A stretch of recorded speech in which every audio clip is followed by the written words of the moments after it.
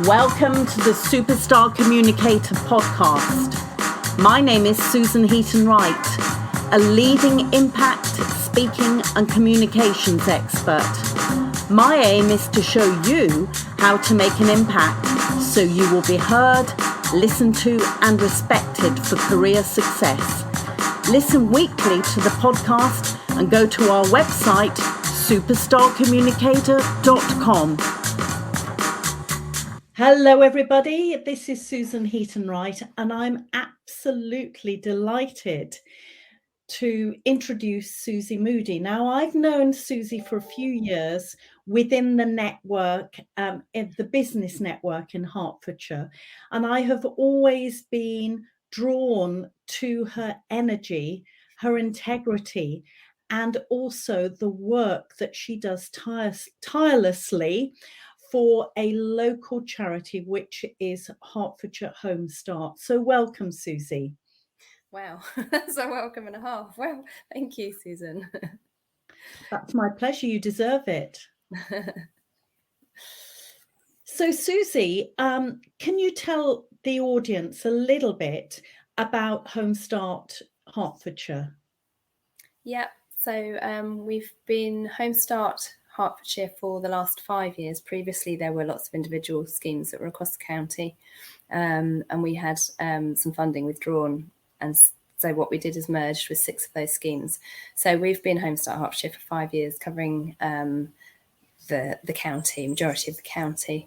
And we provide support to families who've got young children who are finding life really tough. Being a parent anyway has its really difficult days. I don't think there's anyone that could sit there and say, no, it's a breeze.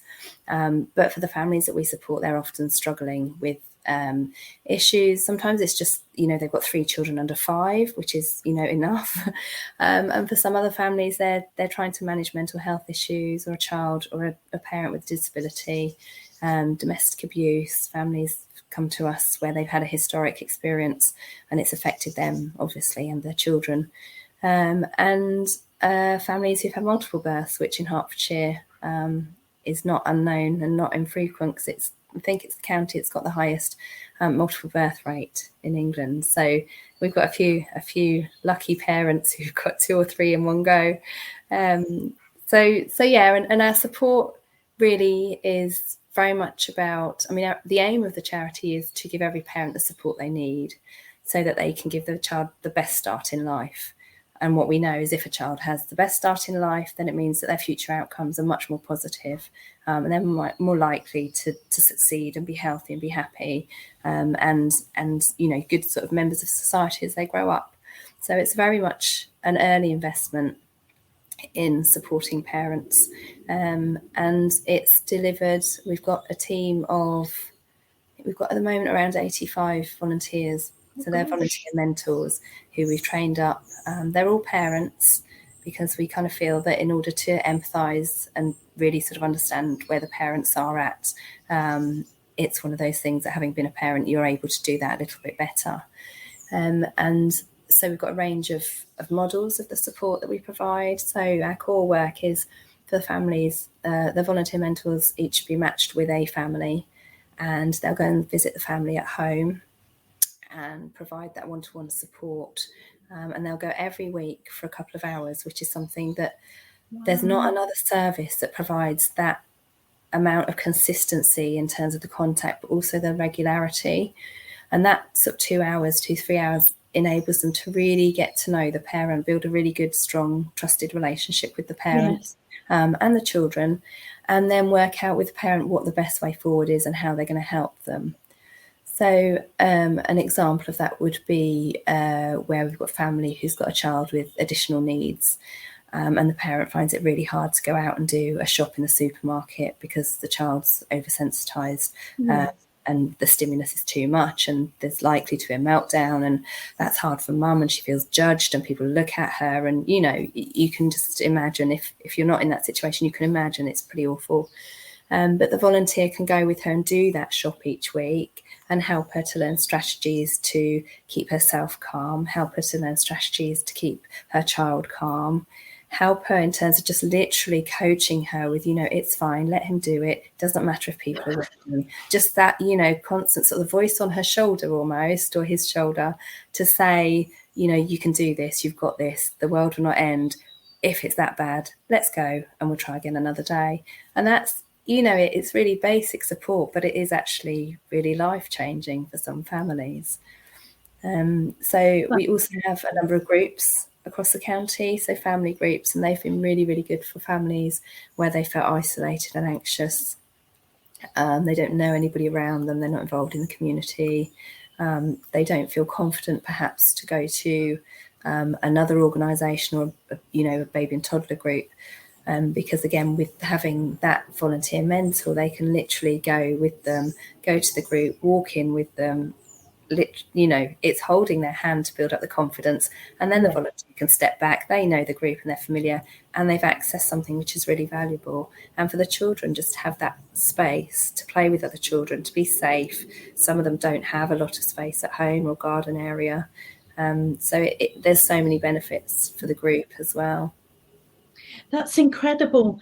Now, I didn't know about all of those things that you do. It's absolutely incredible. And if anybody is watching this live and wants to leave a question, please feel free to do that, because the conversation will be more interesting than my questions, I'm sure. Now, I heard in the last couple of months that the government was going to be giving lots of money to Home-Start. How is this working out? Oh, well, I know there's been a big investment for family services and children and young people. It's not just so we support families with children under 5, so it's not just for us or for our families. And we have seen a fair bit go to sort of young people. Yes. There are various government pots that have been sort of allocated to local government and local councils around sort of poverty, fuel poverty, and food issues. We've not had a significant amount of funding or seen any funding grants out there at the moment for this, and I'm not quite sure, to be honest, on the distribution of the funds and how that's working. But there are some other government pots that are coming out if we, do have parents that specifically need that support. So quite a lot of the local borough council and district councils have had grants out for us that we've applied for and been successful. And one of them, actually, St Albans District Council, provided funding for us to set up a group just last month for families in St Albans, which we've not had before. So at a local level, there's funding coming through for specific areas, really. That's incredible. And when I think St Albans, I think affluent area. Yes, I can see from your face that, and yet there is a need. There is, because things like, being a parent having and then dealing with a mental health issue or terminal illness affects you emotionally. And because you are maybe considered to be affluent, or you have a nice house or the car or the whatever, that doesn't mean you're any more emotionally able to cope with that. So, yes, we have families who are socially disadvantaged and in poverty, but we have a lot that aren't, and finance isn't their issue, but other things are. And I kind of, when you say that, because it's one of the real key messages that we've kind of gone out to help people understand. It's not your typical family that you think is the one that's suffering. It's your neighbour, it's potentially your manager, it's potentially your staff, it's anybody. And certainly, I mean, in St Albans, there are 2 areas in St Albans which are within the lowest 20% of the index of deprivation. And that is quite a surprise, because you've got your affluent and then you're very unaffluent almost. But those are the pockets of deprivation, and that's across, it's across Hertfordshire. There's quite a few areas in Hertfordshire that are within the lowest 10%, and some really needy areas. And I mean, the demographic across the county is just, from one end of the spectrum to the other. Yes. Really interesting. Now, I've got a message here from Loretta Lingite. I hope I pronounced your surname correctly, Loretta. She says, amazing work, Suzy Moody. No doubt every new parent would benefit from such a practical insight and advice. How do you get the message across to new parents? Or is that too big a one? Oh, here's the question. Oh, thank you, Loretta. what do you currently do, and how everyone could help to reach out to many more families that would benefit from your service? Brilliant question. Thank you, Loretta.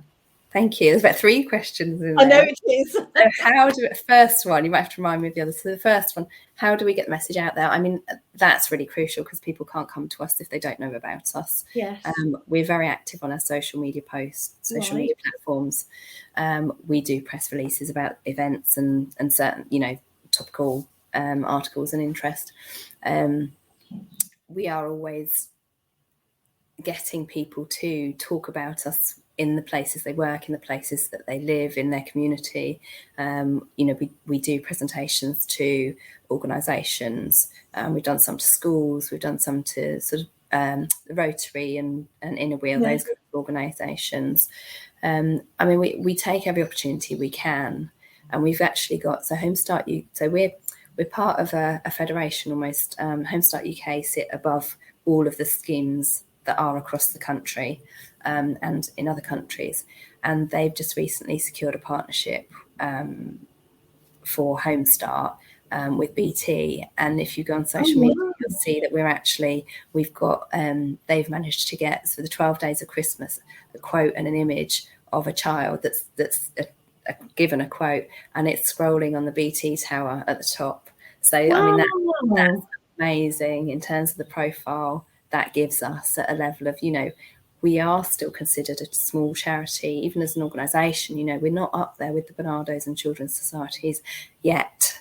But, the value of that and having companies support us and give us that opportunity is brilliant. But on a lower scale with us as a local charity, one of the local charities as part of Home-Start, we have, proportionally the same kind of support from businesses and organisations that go out and champion us and raise money for us.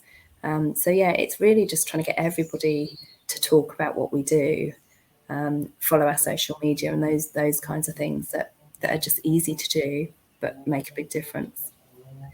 So that's brilliant. So right, next bit. How could everybody reach out to more families that would benefit from your services? You've sort of answered it, but what could individuals do as well as organise? We're always looking for volunteers. And as I talked about, we have the volunteer mentors, and they train for 6 to 7 weeks and do a course in order to get the skills and build confidence and knowledge that they need. But we also need volunteers to do other things sort of around the office or helping. Certainly at the moment, things like helping distribute Christmas presents is a big challenge. But things that mean we can give tasks to a volunteer, and it means that the staff don't have to use their time to do things and can make sure every minute of their time is invested in family support or whatever the role is they have. So we're always looking for volunteers. The groups often need volunteers, and again, there's a short program of training for that to make sure that we've got the right people and everything's safe. So I think really it's everybody has the ability to talk to other people about it, and I think that's the most valuable thing, and that's how word of mouth is one of the most powerful sort of marketing tools, isn't it? And donations, of course, everybody can get involved in terms of donating on our website. We do receive quite a lot of donations of sort of practical things, which we have very little storage, so it's quite hard. But there are times when we have a family who maybe has fled an abusive situation and is needing somewhere to live and needs furniture or that kind of stuff. That there's the odd occasion where that would be something. There are kind of a lot of options. Now, I know Loretta through the FSB in Hertfordshire. So Loretta, we'll have to discuss this, but maybe we could put this this video up in the LinkedIn group in case any of the members would like to support the charity. If you are still watching, do let me know if that would be okay.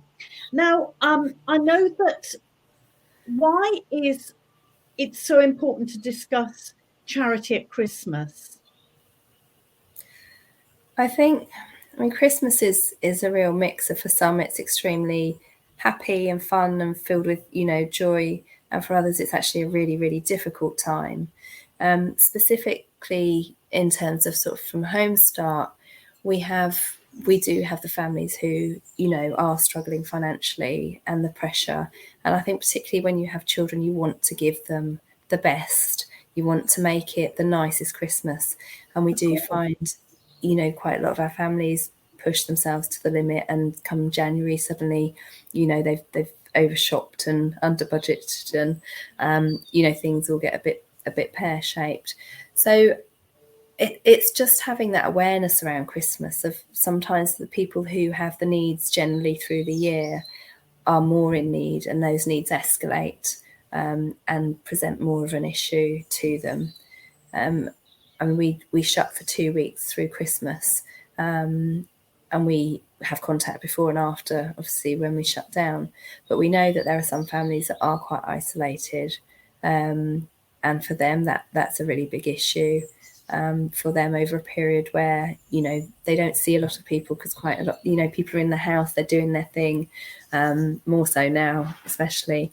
So it's just that sort of heightened need that the Christmas sort of has for some people.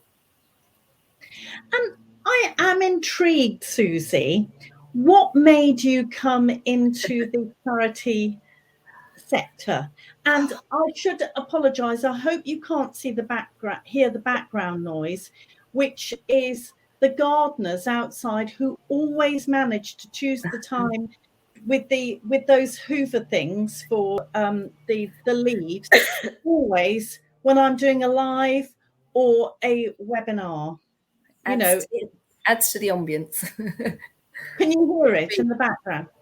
There was a little noise in the background, but I'm used to sitting on Zoom calls with saws and hammers and things going on. So, repeat the question again. Right, yes.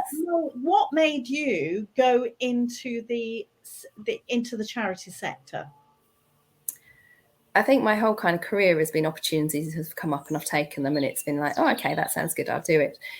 Fundamentally, I'd always, since I was 20 and I started working at a residential home for young people who were in care, I'd always, up until now, worked with families and children who were in need, vulnerable, at risk, and worked my way through different departments of County Council in Buckinghamshire before I moved to St Albans, and worked with kids who weren't going to school, multidisciplinary teams with educational psychologists, and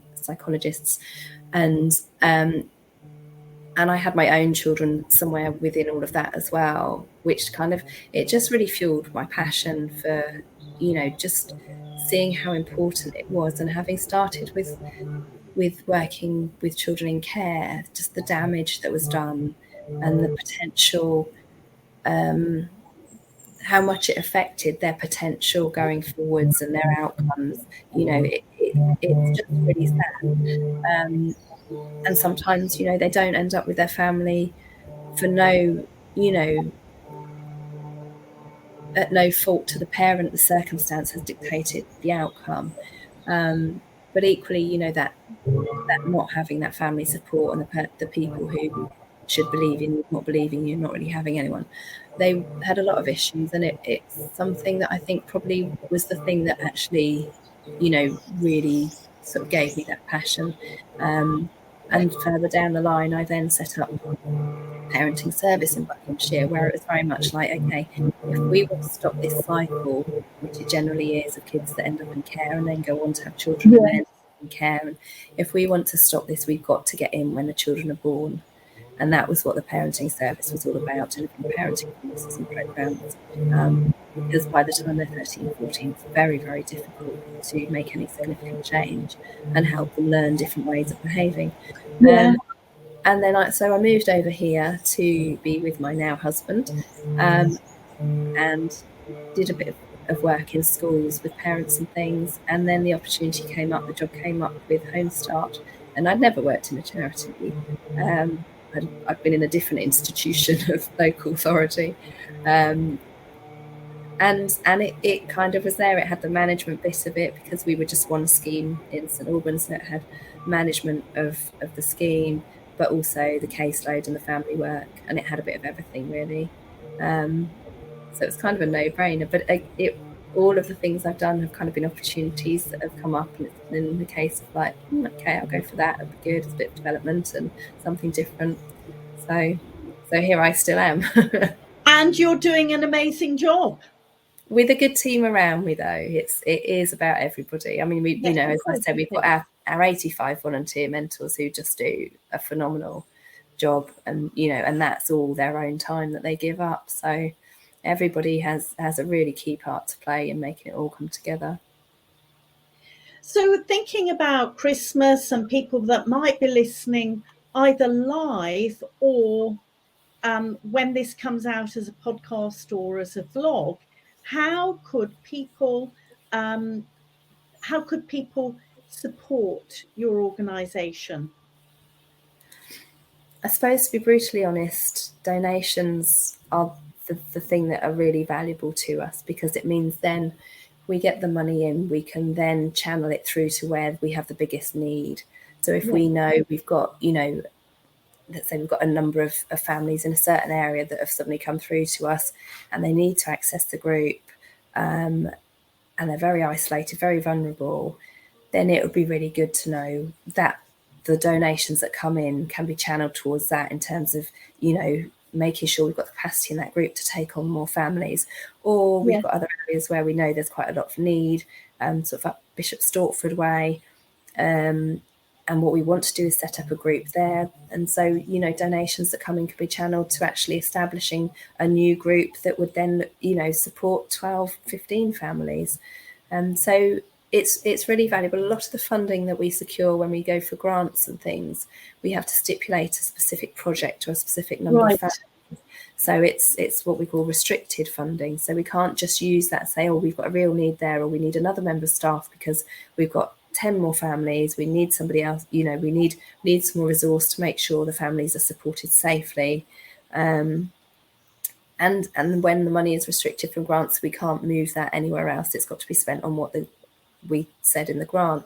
So donations are the thing that gives us a real flexibility to actually respond to the need at the time.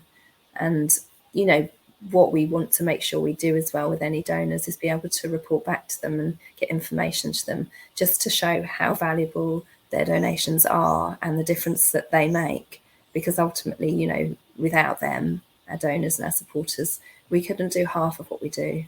Yeah. It's interesting what you said earlier on about the fact that you have only limited space to store things.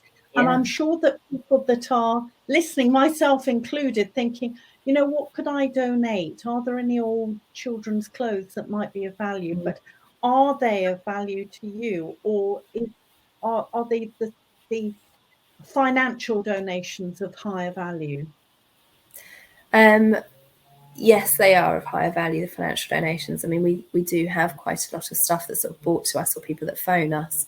And really, we're just not able to hold on to it. And what we do end up with is suddenly we've sort of got bags of stuff and we don't know sort of where to go with it. So, we find it quite difficult to manage donations of, sort of tangible things. And money-wise, again, that means we could buy potentially, a £20 gift card for a family to help them to get their school uniform when they go and do their Tesco shop, or that kind of thing, which is much more valuable.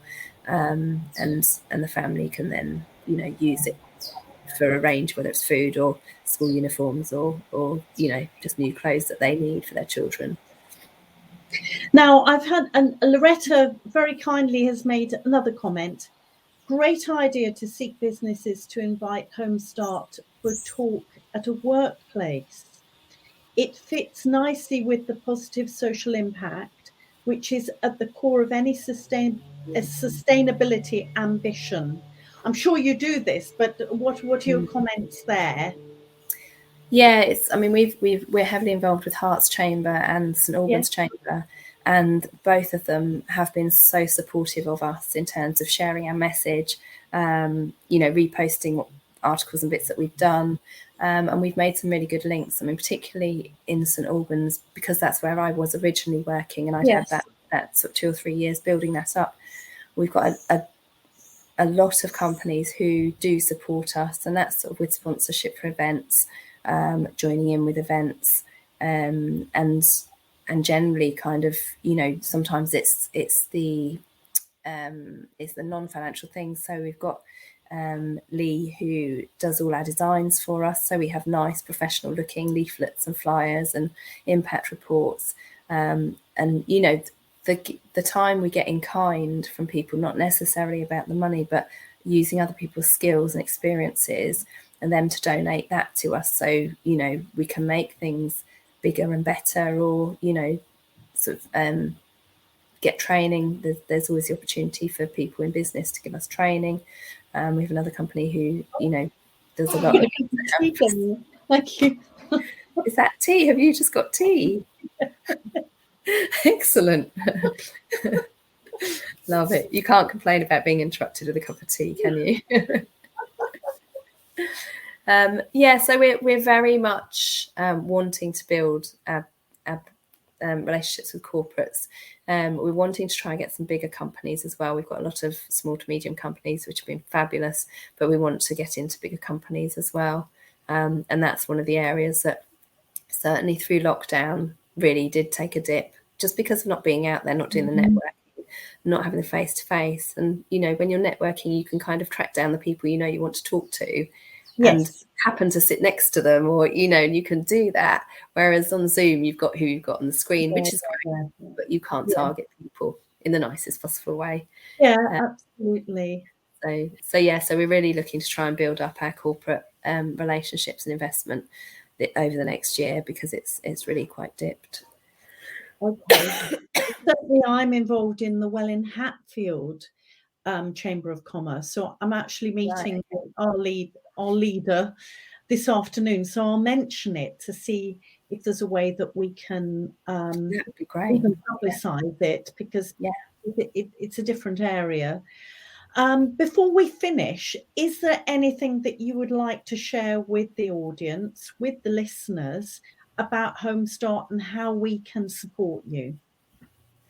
I suppose the biggest thing is just sort of a thank you, because I would think if people are going to be watching this, they've got some interest at least in Home-Start. So thank you to all the people that support us, that help us out, that donate in any which way and however much, because I think really a charity can't operate without a community around it, and we've got a fabulous community in Hertfordshire that are very supportive, are very invested, and a lot of well-meaning people. I suppose one of the things being a children's charity and supporting parents is there are a lot of people who have been parents and are still parents probably, who really understand or are in a position of saying, gosh, I wish that was there when I knew about that when I had children. So I think really it's a big thank you. And if anybody, wants to get in touch, wants to find out more, or just wants to have a chat about what we do, then, pick up the phone. We're quite a friendly bunch. And I'm happy to talk to people. It's something that we like to help people understand what we do and how we do it, even if it's just for their own benefit and for them to talk to, the sort of family next door or the person at work that they might have concerns about. And can people donate? Can we we'll leave it at the end of this in the comment stream if anybody wants to donate. Yeah, that would be fabulous. We do on our website, we have a big donate button, funny enough. So that's sort of a quick point of access, and that's just home-starthertfordshire.org will take you there.